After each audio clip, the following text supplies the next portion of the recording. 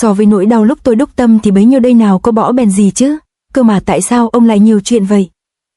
Rất đơn giản, là vì ta muốn biết sơ sơ bản lĩnh của ngươi. Quy trình hành công này bổn tọa trước tiên sẽ dùng băng tiễn đâm vào trong cân mạch của ngươi cắt bỏ cảm giác, nhưng để băng tiễn xuyên qua cân mạch là chuyện đau đớn cực độ, chỉ cần ngươi có thể qua được cửa ải cuối cùng này thì sau này chẳng sợ nội kình hỏa nhiệt của luyện thiết thủ hành hạ. Khi đó có thể mặc sức luyện tập các chiêu thức của bộ võ công này. Năm xưa sư phụ ngươi cũng khó qua được ải này nên cuối cùng lại trở về nhà rèn cầy rèn cuốc. Nghe những lời này của Đế Thích Thiên Thần Mẫu cũng tỏ ra kinh sợ.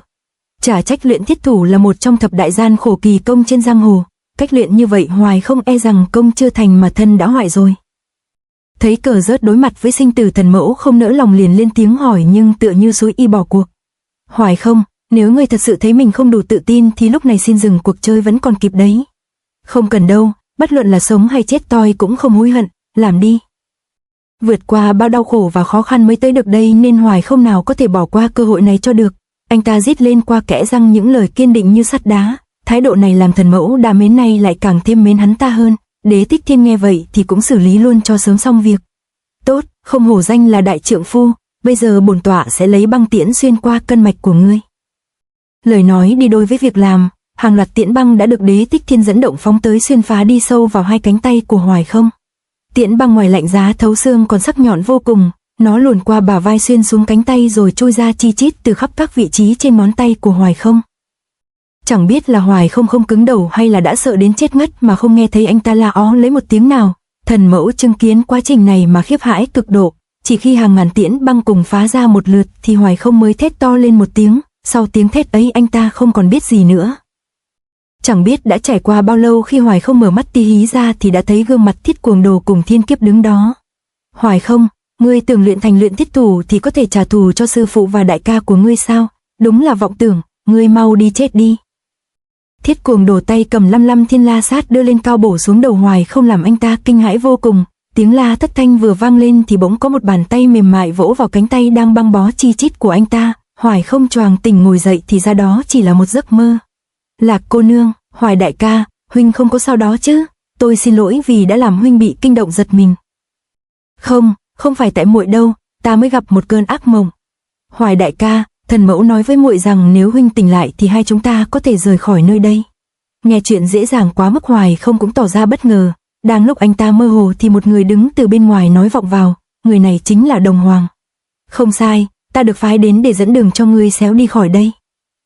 Thiên môn chỉ có một lối vào duy nhất, khi vào ra sao thì ra cũng vậy. Lúc này Hoài không quả thực đã tiến bộ thần tốc thể hiện qua khinh công của anh ta. Vì lần trở lại đỉnh thiên môn lần này anh ta không đi một mình mà còn đèo bồng thêm quả bom tiểu tiên, nhưng anh ta vẫn nhẹ nhàng đạp lên lưng chim mà bay lượn. Vừa mở cánh cổng thiên môn ra đã có người đứng đó chờ sẵn anh ta rồi.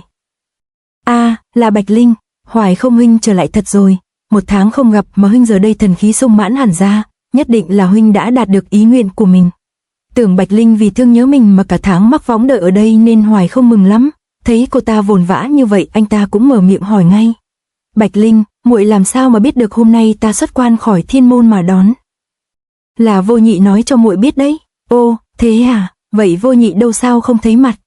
Vô Nhị nói là việc cần làm đã làm xong, huynh ấy nhà bao việc nên đã đi rồi, nhưng muội nghĩ chắc là huynh ấy ngại nghe lời khách sáo cảm ơn từ huynh.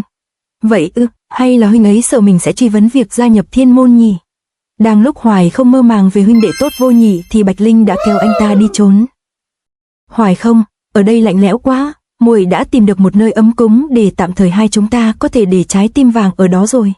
Sau một hồi lã chã mừng vui vì sư huynh muội gặp lại, giờ đây Hoài không mới sực nhớ ra con hàng Lạc Tiên đang đứng một đống ở phía sau. Thấy Lạc Tiên rúm gió như con mèo nhúng nước, Hoài không liền lên tiếng rủ dê cô ta cùng đi. Lạc cô nương, chúng ta cùng đi thôi nào. Nghe thấy Hoài không nói vậy Lạc Tiên vẻ mặt vui vẻ tung vó theo bước ngay. Ba người vừa rời đi vừa nói chuyện. Bạch Linh bản tính tò mò lên mồm hỏi chuyện Hoài không. Hoài không, bên trong hang ổ của thiên môn trông như thế nào? Bạch Linh, ta từng hứa với Thần Mẫu là sẽ không tiết lộ thông tin cơ mật của thiên môn, muội tốt nhất nín đi đừng hỏi nhiều nữa. Vậy Đế Thích Thiên đó giúp huynh luyện thiết thủ bằng cách gì vậy hỉ? Bạch Linh vui vẻ cười hỏi lên mồm, nhưng hai huynh muội họ không để ý rằng có một người tim đang rỉ máu. Sau vụ sư Vương Bảo thì tình cảm của hai huynh muội bọn họ dường như đã tiến triển không ít. Về tới túp lều tranh mà Bạch Linh mới săn lùng được thì cả ba người chia ra việc ai nấy làm. Tiểu Tiên từ khi phát hiện ra tình cảm của hai sư huynh đệ nồng ấm hơn trước đây thì tỏ ra khá lo lắng. Cô ta thường nhận việc ra ngoài làm để che giấu vẻ mặt u buồn thảm não. Bên trong nhà có một chảo cát đang được nung lên nóng đỏ hừng hực, thì ra đây là đồ nghề được Hoài Không yêu cầu chuẩn bị cho mình để luyện công. Chảo cát nóng là thế hưng, Hoài Không không hề do dự vừa vận công theo khẩu quyết của luyện thiết thủ vừa chọc thẳng tay vào. Nhiệt kình phát ra từ chảo cát cực kỳ ghê gớm. Bạch Linh tuy đứng xa 5 bước mà cũng bị nhiệt kình làm cho rát mặt khô môi khó chịu vô cùng. Đứng xem hồi lâu thì Bạch Linh lại lên cơn ngứa mò hỏi chuyện Hoài Không. Kỳ quái thật, Hoài Không, huynh thật sự không có thấy đau rát gì sao? Không sai, hai tay của ta giờ chẳng còn cảm giác đau đớn gì nữa, nhưng dù không đau nhưng cũng khó tránh khỏi bị cắt bỏng làm cho cháy khét. Hoài đại ca, thuốc mà huynh cần đến rồi đây. Thần mẫu vốn là được cắt cử theo để chăm sóc Hoài Không nên cô ta thuốc thang chuẩn bị rất chu đáo.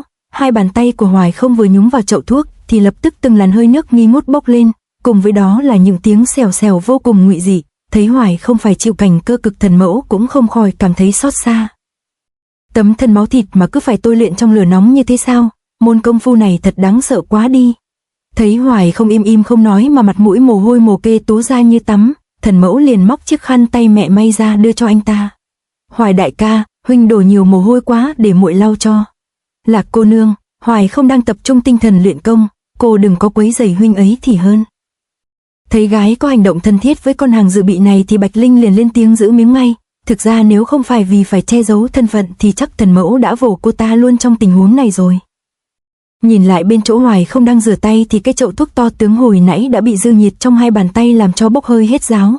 Thấy Bạch Linh có vẻ căng thẳng với Tiểu Tiên, Hoài Không liền kiếm cớ tách cô ta đi chỗ khác ngay.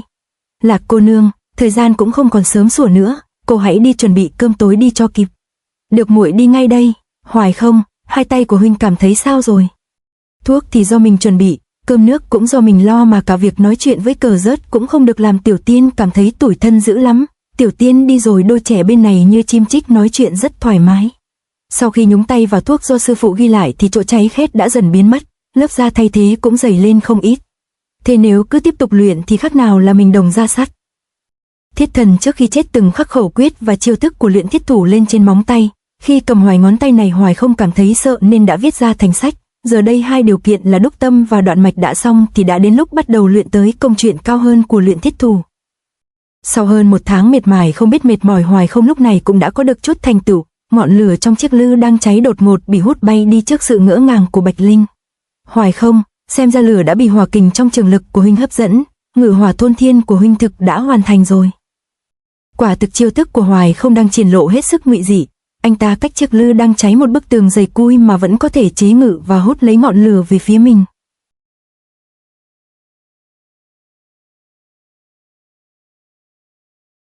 To be continued.